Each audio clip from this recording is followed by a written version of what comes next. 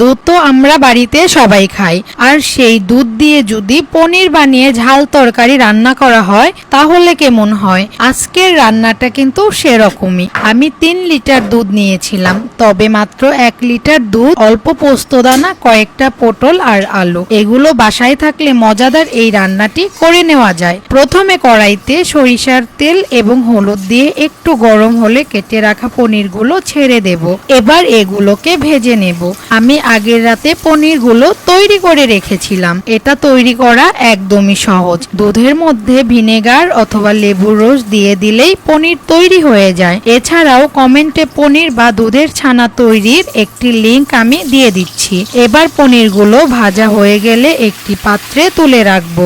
এরপর ওই তেলে দিয়ে দেব কেটে রাখা পটলগুলো। তার উপর হলুদ আর লবণ দিয়ে নেড়ে চেড়ে ভেজে নেব। পটলগুলো যত ভালোভাবে ভাজা হবে এবং নরম হবে ততই রান্নাটা খেতে ভালো লাগবে।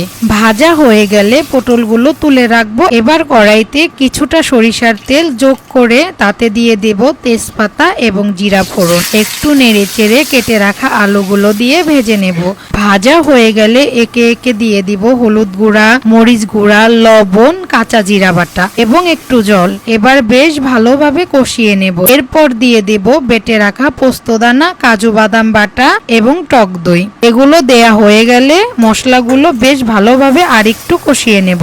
মশলা থেকে তেল ছেড়ে দেবার পর ভেজে রাখা পটলগুলো দিয়ে দেব। এখন আরেকটু ভালো করে নেড়ে চেড়ে নেব। তারপর ঝোলের জন্য জল দিয়ে দেব। ঝোলটা ফুটে এলে দিয়ে দেব ভেজে রাখা পনিরের টুকরোগুলো।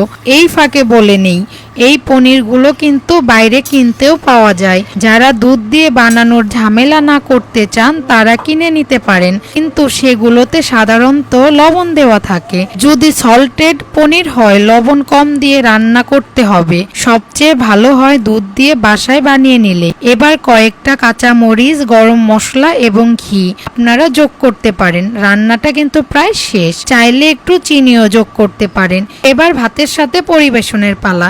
বেশ মজাদার হয়। সাধারণ নিরামিষেই পনির পোস্ত। পনির দিয়ে আমিষ রেসিপিগুলো বেশ মজাদার খেতে। আপনাদের কোনটা প্রিয়, আমিষ নাকি নিরামিষ?